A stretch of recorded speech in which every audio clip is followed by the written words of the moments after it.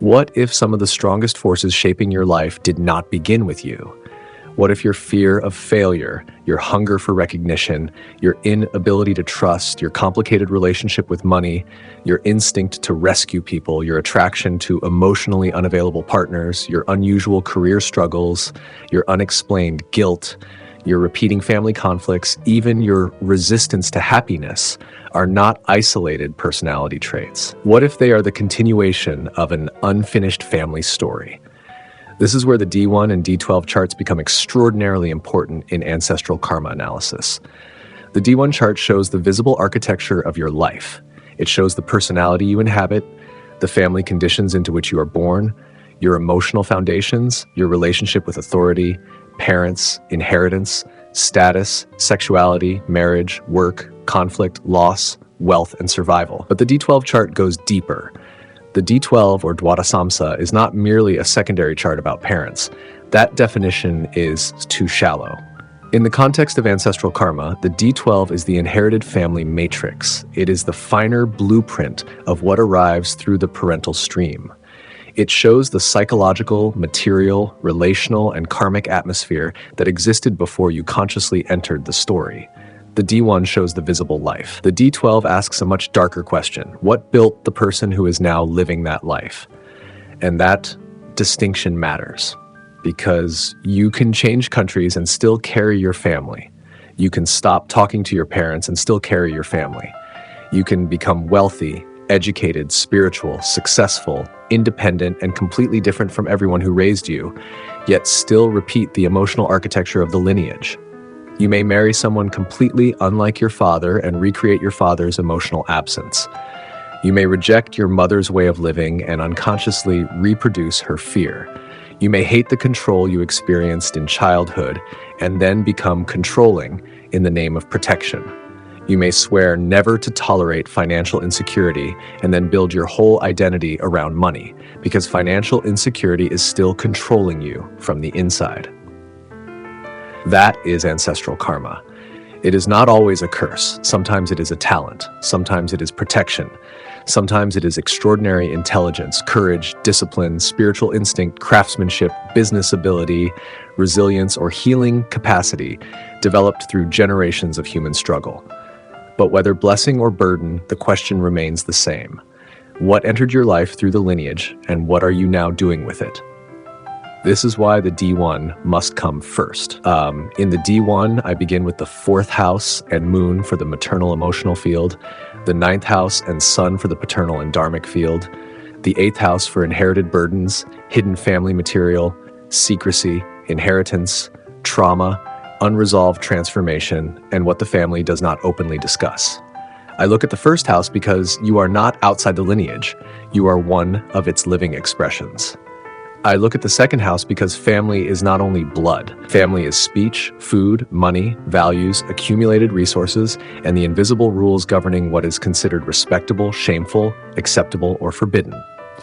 I look at the 6th house for debts, diseases, conflict, service patterns, and burdens that may repeat through the family system. I look at the 10th house because families transfer attitudes toward work, authority, ambition, status, and public responsibility. I look at the 12th because some family stories disappear from conversation but not from consciousness. Then I open the D12. And now the question becomes much more precise. The D12 ascendant and its lord describe the overall inherited family imprint. This is the karmic atmosphere you carry into life through the parental stream. When this foundation is stable, supported, and coherent, you often inherit inner continuity. You may still struggle, but there is some invisible backbone beneath you. When the D12 ascendant or its lord is deeply strained, the lineage may not remain external to you. You may embody its burden directly. You become the anxious one, the rebel, the rescuer, the achiever, the scapegoat, the one who never fits in, the one expected to restore the family's honor, the one expected to carry everyone financially, the one who leaves, the one who stays, the one who refuses marriage, the one who marries repeatedly, the one who becomes spiritual, the one who becomes successful enough to prove that the family pain meant something. And here's the raw truth. Many people believe they are making personal choices while actually responding to ancestral pressure. The D12 can expose that. The first house of D12 shows what you directly embody from the lineage.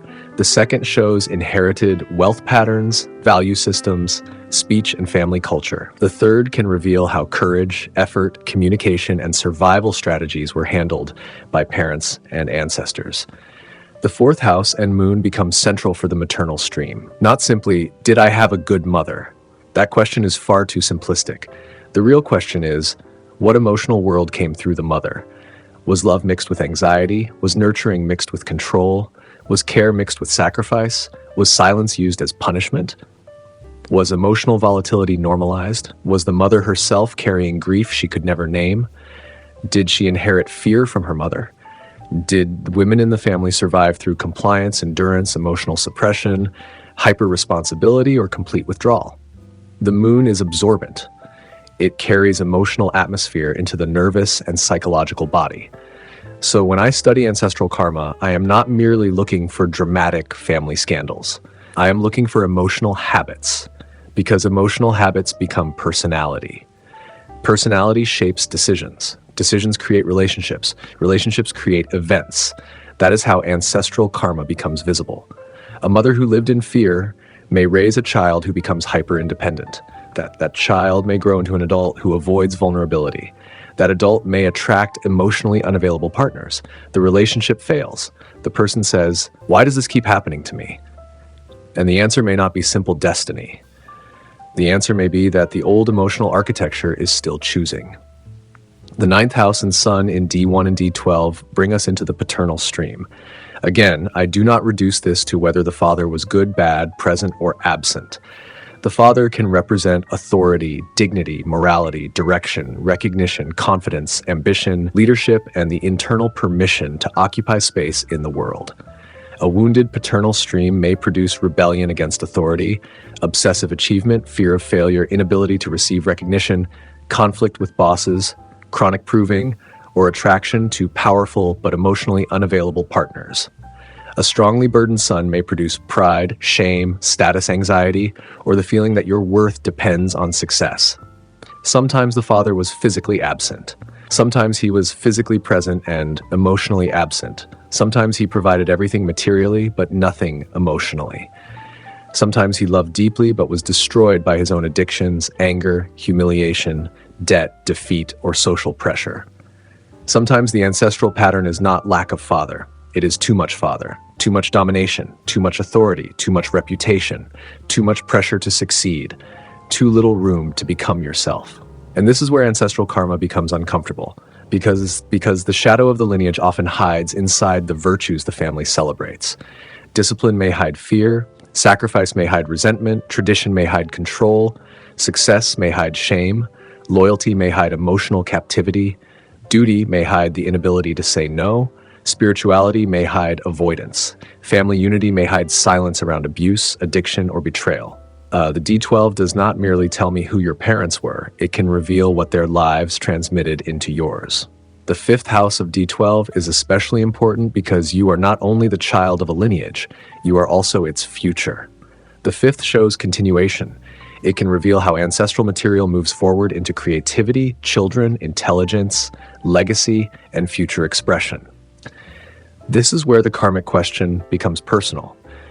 Will you repeat the pattern, refine it, or end it?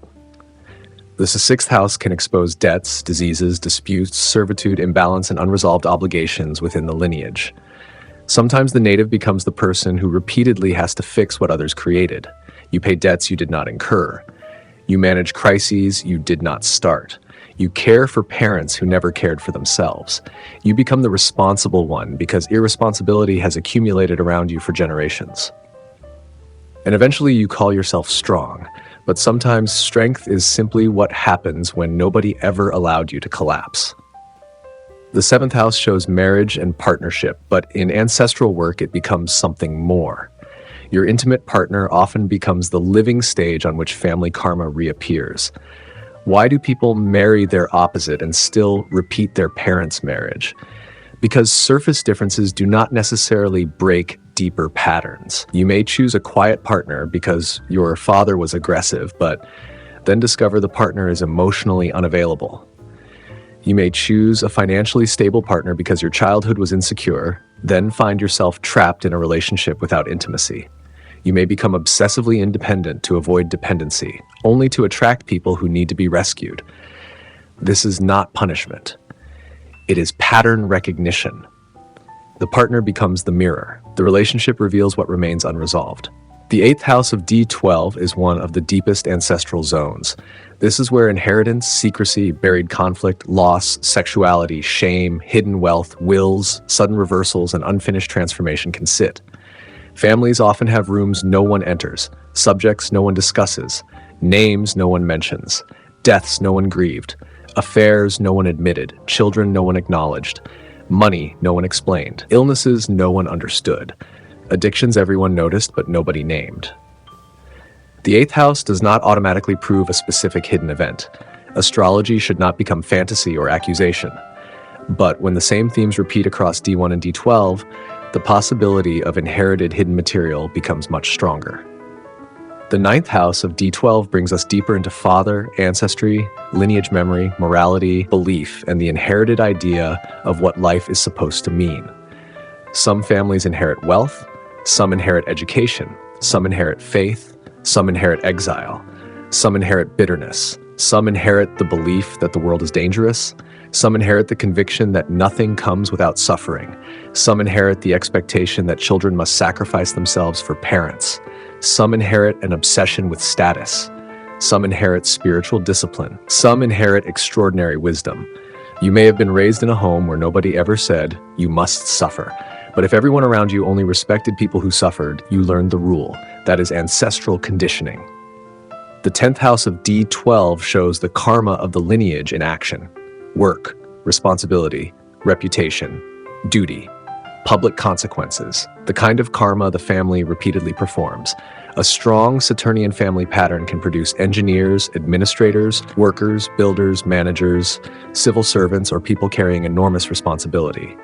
But its shadow may be chronic pressure, emotional dryness, pessimism, delayed happiness, and the belief that rest must be earned.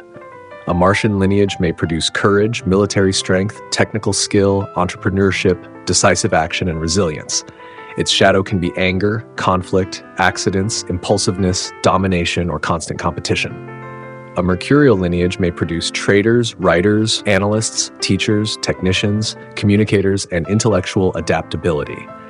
Its shadow can be nervousness, overthinking, manipulation, gossip, or emotional detachment through excessive analysis.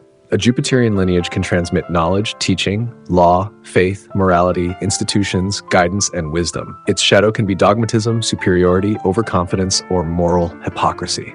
A Venusian lineage can carry beauty, art, business, refinement, wealth, relationship intelligence, and creativity.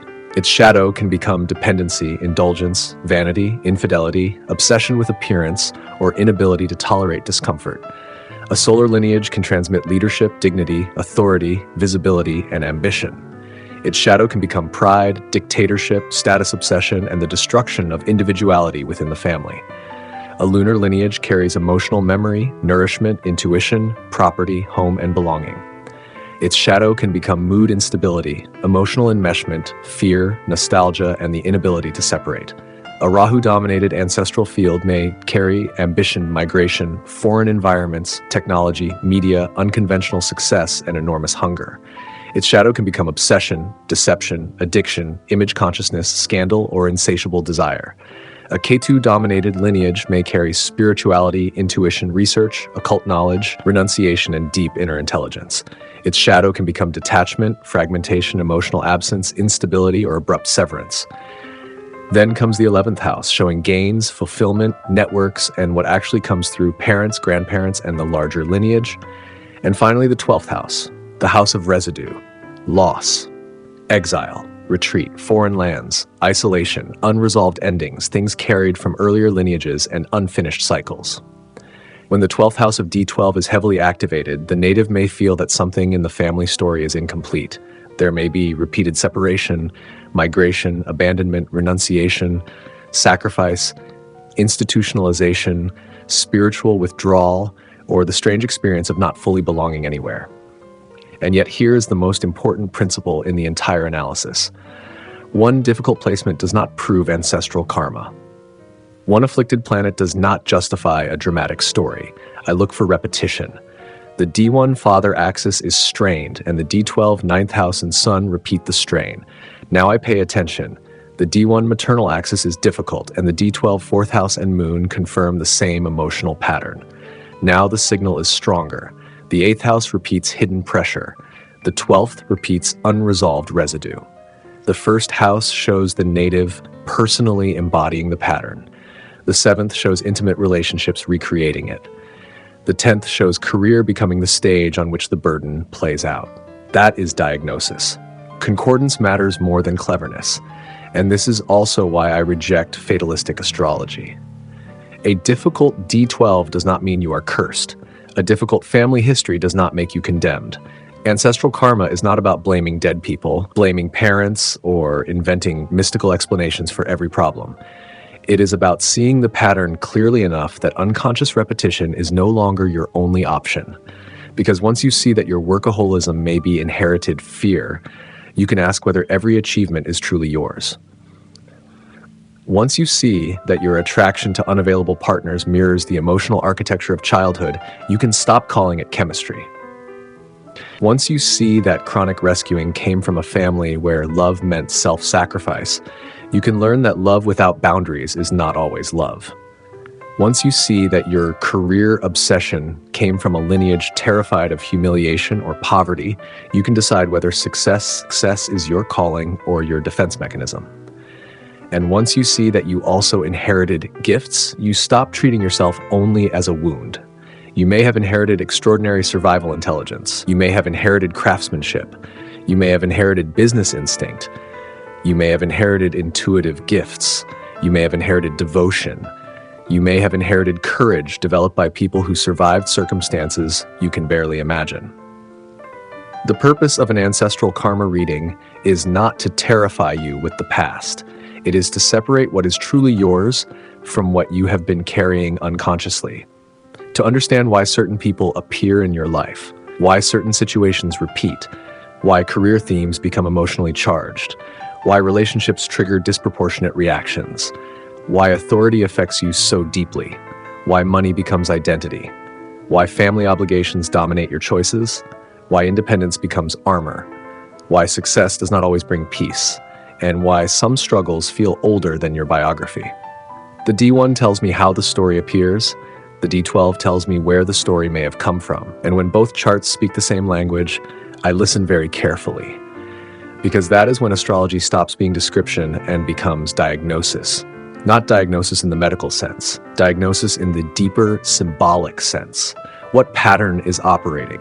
Where did it enter? What part of you carries it? Where does it repeat through personality, career, intimacy, money, authority, home, family, children, loss, and life choices? And perhaps the most important question of all, what ends with you? Because you are not merely the product of the lineage. You are also its next decision. You can repeat it. You can refine it. You can consciously carry its strengths while refusing its distortions. And sometimes the person who has carried the greatest ancestral pressure becomes the very person capable of breaking the pattern. Not by fighting the ancestors, not by blaming the parents, but by finally seeing the inherited machinery clearly enough to stop calling it fate. That is the real power of D1 and D12 ancestral karma analysis. Not fear, not superstition, recognition, context, pattern, responsibility, choice, and liberation from unconscious repetition.